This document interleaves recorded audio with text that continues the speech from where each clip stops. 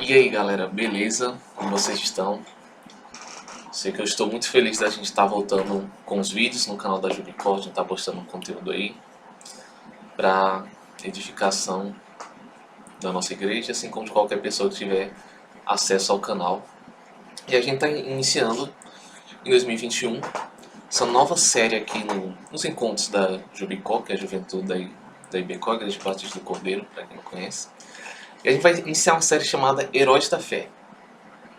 A gente vai estudar a vida de servos de Deus da história da igreja, sendo a maioria ali no período pós a reforma, depois da reforma protestante. Beleza? Então, hoje a gente vai começar estudando John Bunyan, o sonhador imortal. E eu tenho aprendido ultimamente que a coisa mais importante para um cristão estudar, a coisa mais importante que um cristão tem que conhecer depois da Bíblia, é a história da igreja. Porque nós somos muito tentados a pensar que nós somos os únicos cristãos da história depois da igreja primitiva. Se a gente não conhece os cristãos passados, é o que a gente vai pensar, né?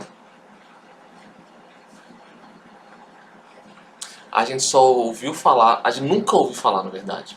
A gente raramente ouve falar sobre esses 2000 anos entre a ascensão de Cristo e o tempo que vivemos.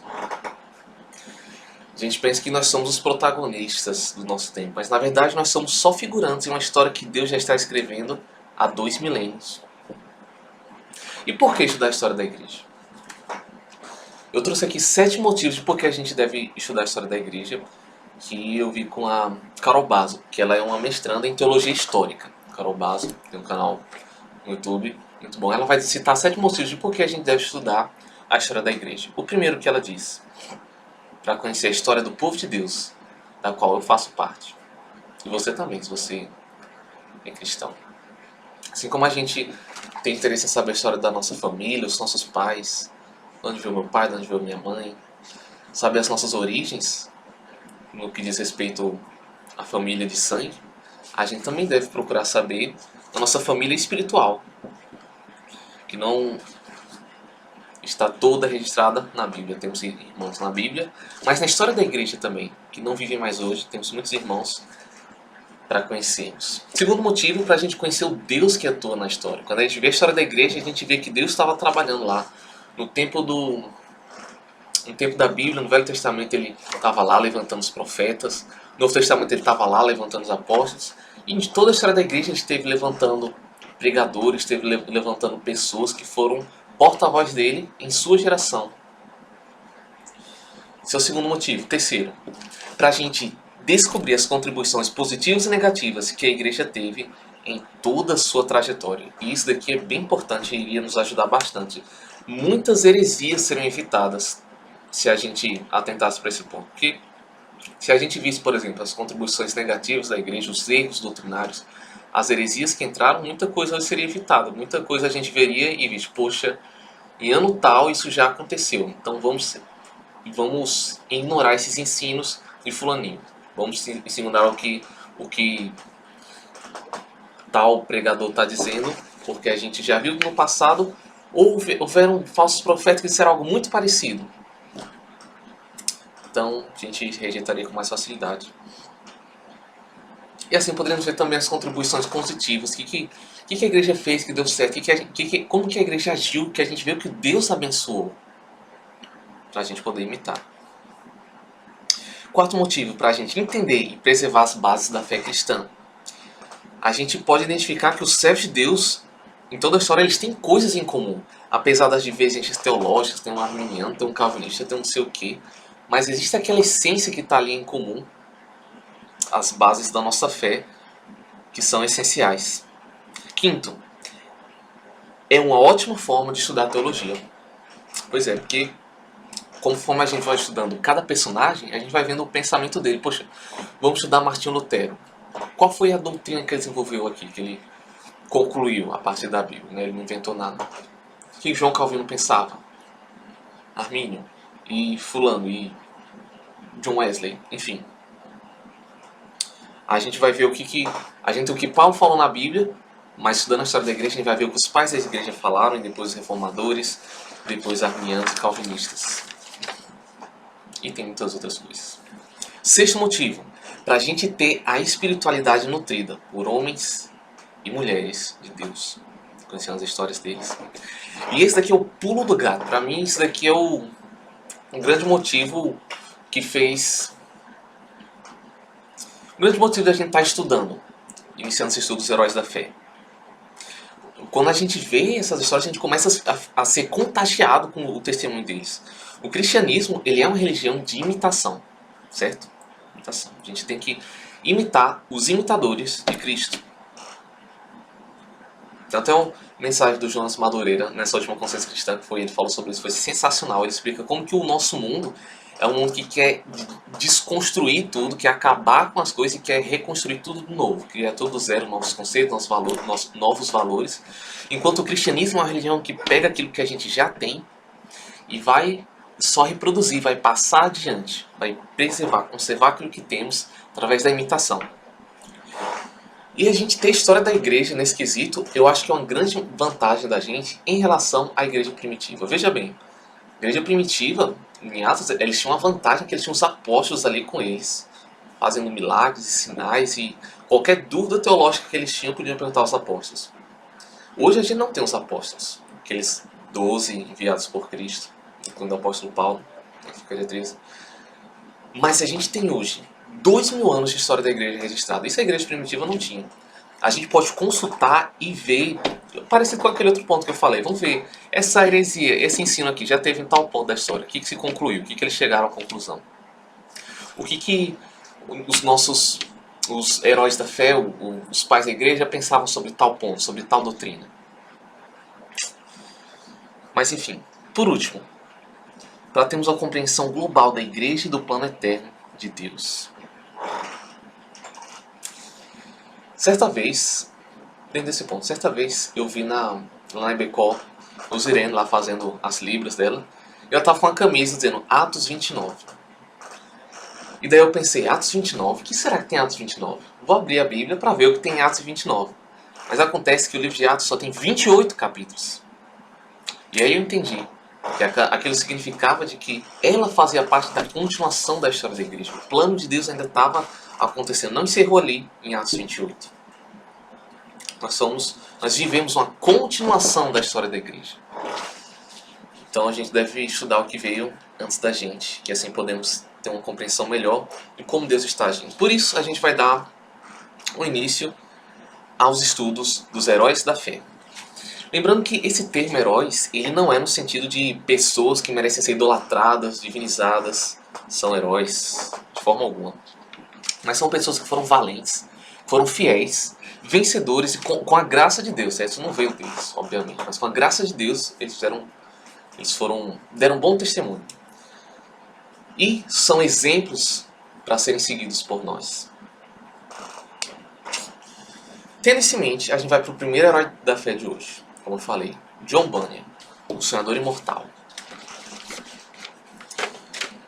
Talvez você já deve ter ouvido falar no filme ou no livro do Peregrino. Foi escrito por John Bunyan, um livro extremamente conhecido, muito famoso. Em alguns períodos, ele foi o livro mais circulado no mundo, depois da Bíblia.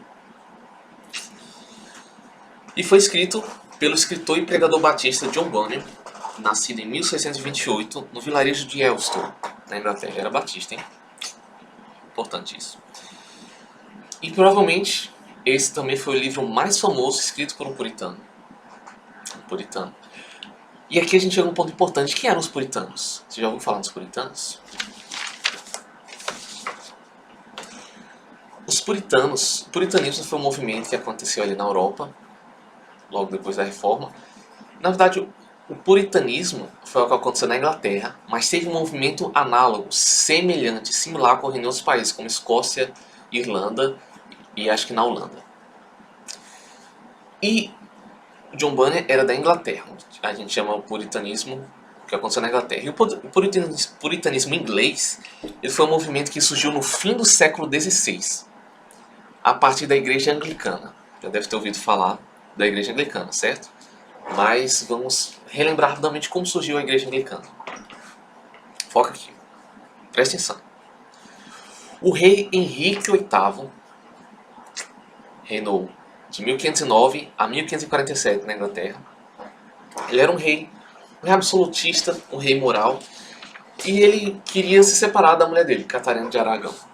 O motivo que normalmente se atribui a isso é porque ele queria ter um filho homem, certo? Queria se separar dela para ter um filho homem, que não era possível ter com a sua esposa Catarina.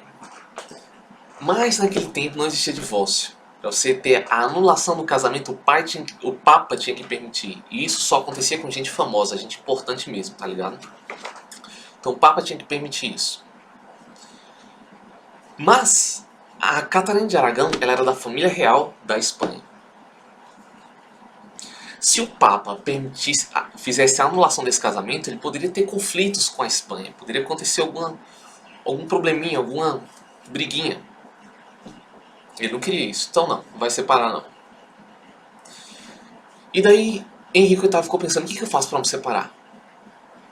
Já sei, tinha uma brecha na doutrina católica. Era o seguinte, poderia acontecer a anulação do casamento se houvesse divergências de doutrina, de religião, se tivessem discordâncias, coisas que não batessem no que diz respeito à religião. Aí o que Henrique VIII fez?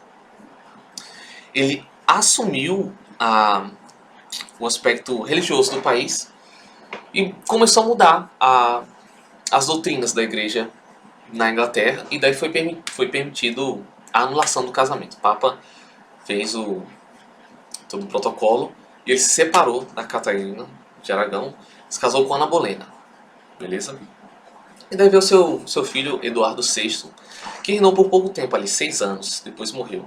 E nesse período do reinado dele, a teologia de Lutero e Calvino ela começou a ser introduzida na Inglaterra por Thomas Cranmer. A teologia reformada, depois da reforma, foi introduzida. E começou a crescer ali uma mini reformazinha na Inglaterra. Aquela igreja ainda que antes era dominada pelo Papa, a Inglaterra tinha a igreja católica dominava lá. E começou a entrar essas ideias reformadas, protestantes. Mas em 1553, depois de Eduardo VI, Maria Tudor, a sanguinária, né, dizem, ela assumiu o trono e começou a restabelecer a missa latina e a obediência inglesa ao Papa Romano, ao preço de 270 mártires protestantes, incluindo Thomas Cranmer, que estava botando fogo para uma reforma acontecer. Daí em 1558, a Rainha Elizabeth sobe ao trono e começa a renovar as esperanças. As pessoas começam a ter as esperanças renovadas de que a reforma continuasse, a reforma que começou com Eduardo VI. Contudo, ela estabeleceu atos de uniformidade que deixaram a igreja só meio reformada. Tinha algumas doutrinas protestantes e tudo legal, mas ainda tinha aquelas roupas de sacerdote, tinham algumas doutrinas da igreja católica, tinha toda uma liturgia, tinha muitas coisas da igreja católica. Para você ter uma ideia, eles tinham um negócio chamado Livro dos Esportes, que era isso. Era um livro que determinava o que você podia fazer no domingo, no dia do Senhor. Tudo que não tivesse lá, você não podia fazer, era pecado. Enfim, você vê como era o nível. Então, nesse desejo de ter uma reforma verdadeira, uma reforma como acontecia lá em Genebra, começou a surgir os puritanos. E esse termo puritano é um termo normalmente usado de forma muito errada, para dizer que alguém é legalista ou ignorante. Muitos desses puritanos, eles se formaram em Oxford e Cambridge, grandes universidades da Inglaterra. Muitos se tornaram professores dessas universidades. E alguns puritanos foram presidentes ou diretores das melhores faculdades dessas universidades. Eles eram homens versados em grego, em latim, em hebraico. E quem tem essa visão errada dos puritanos, como se eles fossem pessoas legalistas, pessoas superficiais, esses que têm essa visão é que são sim, os verdadeiros ignorantes a respeito desse grupo de pessoas tão fantásticas. J.C. Ryle, pregador bem famoso no século XVIII, se eu não me engano. Ele disse o seguinte sobre os puritanos. Olha o que ele fala. Preste atenção. Os puritanos, como corpo, fizeram mais para levar o caráter nacional do que qualquer classe de ingleses que já viveu. Ardorosos amantes da liberdade civil e dispostos a morrer em sua defesa, vigorosos na direção de assembleias e não menos vigorosos no campo de batalha, temidos em todas as partes da Europa, enquanto unidos, invencíveis na terra pátria, grandes com suas penas e não menores com suas espadas, temendo Deus muitíssimo e temendo os homens pouquíssimos. Eles foram uma geração de homens que nunca receberam do seu país a honra que merecem. E esses eram os puritanos. Óbvio que eles não eram perfeitos, eles eram homens, eram falhos. Mas ainda assim, eu diria que eles foram, para o início do período pós-reforma, aquilo que a igreja primitiva foi no início da igreja, no século I. Um detalhe interessante, os puritanos tinham teologia reformada, teologia calvinista. Mas enfim, John Bunyan, ele foi um desses servos de Deus. Agora, diferente da maioria dos puritanos, Bunyan ele não teve nenhuma educação superior, não era esses caras super inteligentes, super topados. Ele era praticamente um analfabeto, certo? Como eu já disse, ele nasceu no vilarejo de Elston, próximo a uma cidade chamada Bedford, na Inglaterra, no ano de 1628. E ele veio de uma família pobre, sem importância, era um bando de Zé Ninguém. Seu pai era funileiro, ou latoeiro, significa que ele trabalhava com chapas de metal, talvez algum tipo de trabalho metalúrgico, apesar de que eu acho que não existia indústrias na época. Mas provavelmente Bunyan ele chegou a ser um operário em Bedford, cidadezinha lá. E mesmo sendo de uma classe tão insignificante, seus pais conseguiram enviá-lo à escola, onde ele aprendeu a ler e a escrever. Foi para a escola e aprendeu. Entretanto, Bunyan ele perdeu o que aprendeu no convívio com pessoas ímpias. Passou a ter uma vida depravada e foi deixando para lá os estudos, o conhecimento, aquilo que podia dar um futuro melhor para ele. E ele passou a ter essa vida de pecado e de mentiras. O único aspecto em que Bunyan se destacava em relação aos outros era liderando os outros jovens na sua impiedade. Quando ele tinha lá seus 9, 10 anos, Bunyan ele já tinha sonhos com visões horríveis que deixavam a consciência dele muito perturbada. Ele passou a ter conhecimento do castigo eterno através desses sonhos, quando era criança ainda. Porém, ele não conseguiu deixar os pecados dele, ele continuava pecando, tendo a vida pecaminosa, impura. Com o passar do tempo, esses sonhos dele foram sumindo. Isso foi fazendo com que a compreensão que ele tinha do inferno desaparecesse, permitindo que ele pecasse em paz. Agora não tem mais nada para atormentá-lo. Ele se caracterizava por ser um homem rude, impetuoso, descuidado e desordeiro. Ele não chegava a ser beberrão, nem indecente, não era imoral, mulherengo, nem nada do tipo. E apesar da sua consciência estar dormente, ela nunca esteve endurecida. Ele nunca esteve totalmente alheio à religião. Certa vez ele ouviu umas pragas lançadas por um homem que professava ser cristão. Ele disse que isso que esse homem falou feriu seu espírito, fazendo o coração dele doer. Ele se sentiu muito afetado por aquilo. Quando ele tinha 17 anos, olha esse episódio, ele entrou para o exército do parlamento. Em 1645, ele recebeu ordem de ir para o cerco de Leicester. Ir para o cerco lá, com o exército, contra as pessoas, contra os homens, soldados. Quando ele estava pronto para ir, chegou um dos outros soldados e pediu para ir no lugar dele.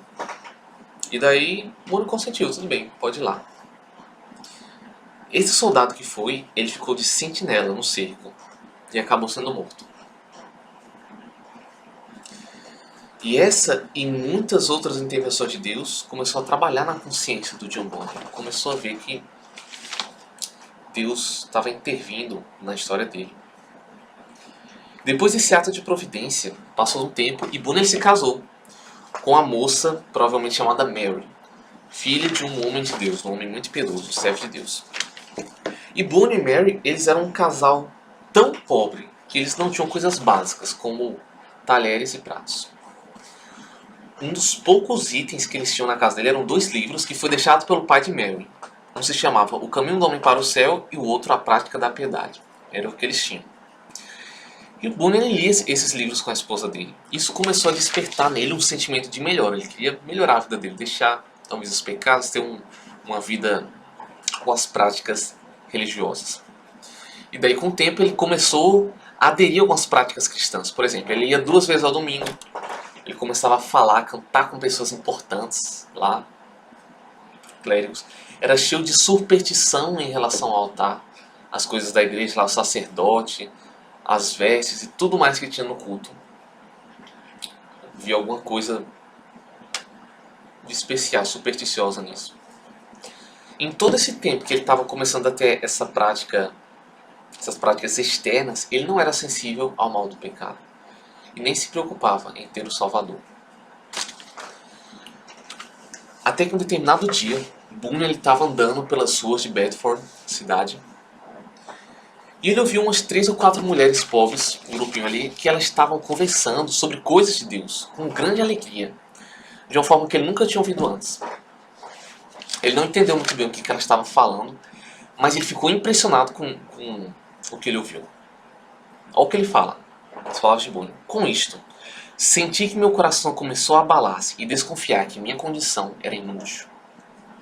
Começou a se dar conta de que aquelas obras que ele fazia eram inúteis para a sua salvação. E daí Bunyan, ele se junta à congregação daquelas mulheres. Era uma pequena congregação batista em Bedford, onde ele começou a receber as primeiras instruções dele sobre o Evangelho. Quanto mais o tempo passava, mais o coração dele ia se quebrantando e começava a arder pela eternidade, no tempo que ele esteve com essa congregação. Contudo, ele ainda estava um pouco perdido, assim, ele tinha o conhecimento de uma criança na fé. Precisava crescer muito. Depois de um período de provação, chegou às mãos do John Bunyan um livro, um comentário que Lutero escreveu sobre a Carta aos Gálatas. E estava tão velho esse comentário, que se Bunyan não pegasse, ele tivesse cuidado, ele ia se despedaçar na mão dele. Daí Bunyan pegou aquele comentário e leu, começou a ler bastante, até começar a descobrir a sua verdadeira condição profundamente abordada naquela obra. O livro falava, Bunyan lia o comentário e parecia que estava descrevendo a situação dele, falou profundamente ao coração de Bunyan, parecia que tinha sido escrito exatamente para ele. E daí ele começou a ter muitas experiências com Deus, Deus falando com ele.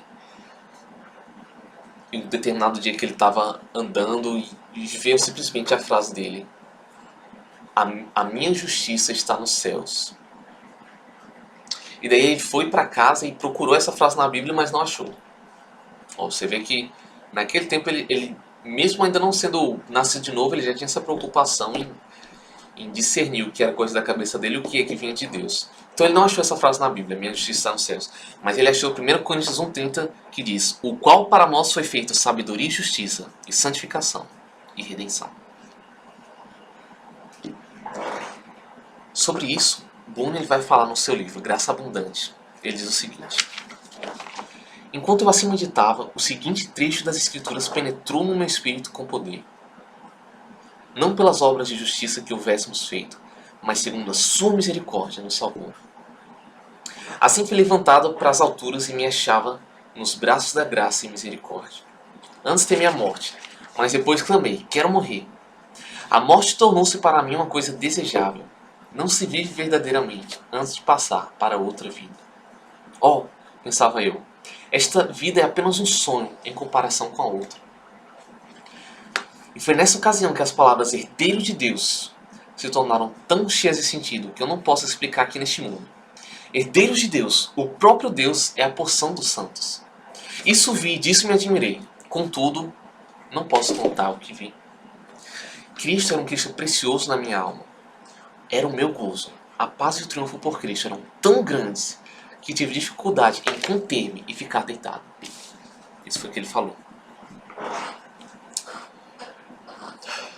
Em 1653, Bunyan ele foi admitido na Igreja Batista de Bedford. Se tornou membro de lá. E o pastor daquela igreja morreu em 1655. E antes disso, antes da morte do pastor, Boone ele já tinha sido intimado pelos irmãos da congregação a dar algumas palavras de exortação, a pregar. E ele, vez por dar uma pregadinha, ele ia com os irmãos para algumas partes do vilarejo ensinar a palavra de Deus para as pessoas da comunidade. Em determinado momento ele começou a pregar com mais frequência. A agenda dele ficou muito cheia. Quiseram colocar ele para ser diácono, mas a Assembleia não aprovou porque ele estava com a agenda muito cheia, não ia ter tempo de ser diácono. Ele começou a perceber o chamado de Deus para aquela obra, de pregar a palavra. Então o ministério de Bunyan cresceu. E ele passou a pregar em vários lugares.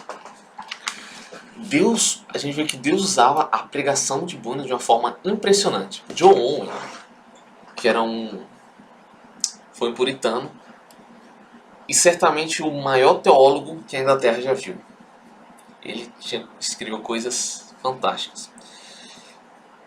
E era um cara do mais alto nível, talvez o puritano mais intelectual de todos. Ele disse o seguinte: John Owen disse que alegremente trocaria toda a sua cultura pelo poder que Bunyan tinha de tocar o coração dos homens. A pregação de Bunyan era tão cheia de Bíblia, tão cheia da palavra de Deus ali no que ele falava, que Charles Spurgeon, pregador do século XIX, ele disse que se alguém cortasse Bunyan em qualquer parte do corpo, ele sangraria versículos bíblicos. E todos os anos, Bunyan ia visitar os seus amigos em Londres. E lá em Londres ele tinha uma grande reputação como pregador. Sempre que podia ele ia para lá visitar os amigos e pregava. E se fosse noticiado que ele viria, 3.000 pessoas iam se reunir para ouvir uma parte remota da cidade lá. 3.000 pessoas. E não menos de 1.200, em uma noite fria de inverno, se reuniriam às 7 horas da noite, mesmo nos dias de semana. Lembrando que nesse tempo não havia microfone, certo? Não tinha uma caixa de som para ligar e muitas pessoas iam ouvir. Tinha que ser locais bem estratégicos para o som chegar em toda essa multidão. Mas em dias de semana, pelo menos 1.200 pessoas iam ouvir a pregação desse servo de Deus. E ele era um pregador apaixonado, que ansiava por ganhar almas para Cristo. Olha o que ele disse: de todo o coração clamei a Deus, com grande insistência, que ele tornasse a palavra eficaz para a salvação da alma. De fato, disse repetidamente ao Senhor, que se o meu enforcamento perante os olhos dos ouvintes servisse para despertá-los e confirmá-los na verdade, eu aceitaria alegremente. O sonhador imortal era muito tentado por Satanás. Tinha muitas lutas contra o inimigo. Ele era muito tentado a se vangloriar dos frutos do seu ministério. Muitas pessoas iam ouvir sua pregação, pessoas se convertiam. E ele lutava contra isso. Teve um dia que, depois que ele pregou, né, um dos ouvintes chegou para ele e disse que ele pregou um bom sermão, muito bom sermão. Daí Bunyan respondeu: não precisa dizer-me isso. O diabo já cochichou a mesma coisa no meu ouvido antes de sair da tribuna. Então Satanás ele começou a incitar as pessoas a difamar o nome de Bunyan, inventando mentiras contra ele. Chamavam Bunyan de feiticeiro, de jesuíta, cangaceiro, afirmavam que ele tinha 2 esposas e que os seus filhos eram ilegítimos. Parece que muitos heróis da fé assim. Então, quando estavam fazendo sucesso, quando estavam exercendo seu ministério, o diabo incitava as pessoas a inventar mentiras e difamar o nome daquele servo de Deus. Mas depois do diabo falhar miseravelmente em parar Bunyan, ele foi denunciado por não observar os regulamentos da igreja oficial. Tinha lá as regrinhas da igreja anglicana e não podia se pregar fora daquele padrão determinado. E ele foi denunciado por isso. Ele foi julgado e condenado à prisão por 3 meses. E no final do julgamento, o juiz disse: se ao final dos 3 meses você não se sujeitar a ir à igreja para ouvir o culto divino e abandonar a sua pregação, terá de ser expulso do reino. E, Se for encontrado novamente a pregar sem a licença do rei, terá de ser enforcado por isso, eu lhe asseguro. Bunyan respondeu que se naquele mesmo dia ele fosse posto em liberdade, no dia seguinte pregaria o evangelho novamente, com a ajuda de Deus. Ele passou mais de 12 anos preso.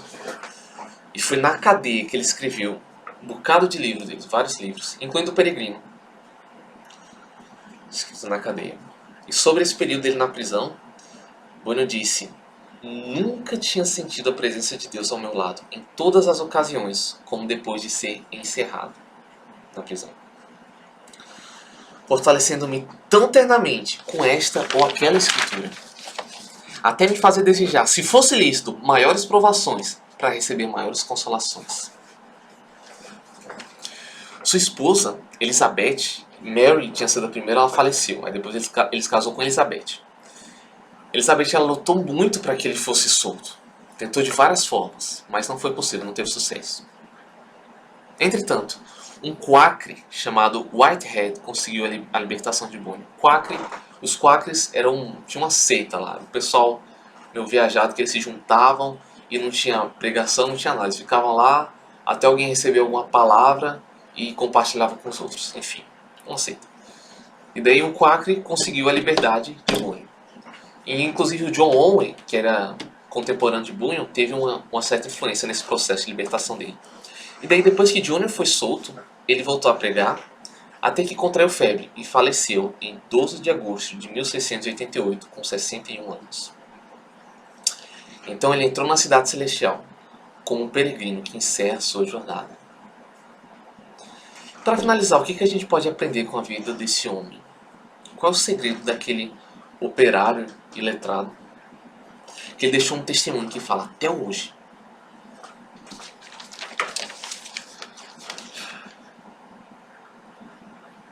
A conclusão é algo bem simples. Talvez possa parecer até meio batido, mas o que acontecia é que ele tinha uma comunhão com Deus fora do normal.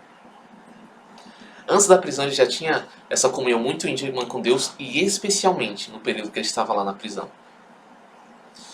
Bunyan, ele aprendeu a batalhar em oração. No livro tinha muitas citações, falava muito da vida de oração dele, sobre como que ele tinha esses momentos cruciais com Deus, antes e depois da conversão. Mas eu não peguei as citações para não ficar muito longo, eu tinha medo de me alongar demais, eu me enchi muito. E outra coisa, ele era saturado de Bíblia. Tanto que Spurgeon disse que ele sangrava, ele tinha versículo bíblico nas veias. E a Bíblia era um dos 2 livros que ele tinha na prisão. Que tudo indica, ele tinha a Bíblia e o livro dos Mártires. Se eu não me engano, de John Foxe. E John Bunyan, ele era, né, antes de ser abençoado por Deus, ele era um típico Zé Ninguém. Que Deus levanta e usa poderosamente. Que 1 Coríntios fala, no capítulo 1, que Deus ele escolhe as coisas loucas do mundo para envergonhar as sábias. Ele fez exatamente o que aconteceu em John Bunyan. E que Deus nos inspire a buscar ter a mesma comunhão que Bunyan tinha com Deus. Não necessariamente que o que aconteceu com Bunyan vai acontecer com a gente, certo? Isso é uma coisa que a gente tem que ter em mente quando vê biografia.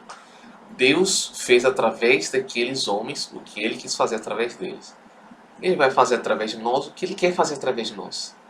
A gente é muito tentado a querer que Ele faça com a gente o que Ele fez com os outros. E de algum ponto a gente deve buscar ser usado de Deus, sim. Mas tendo em mente que não é porque Deus abençoou John Bunyan assim que Ele vai nos usar da mesma forma. Mas Ele é soberano para fazer o que quer, com quem Ele quer.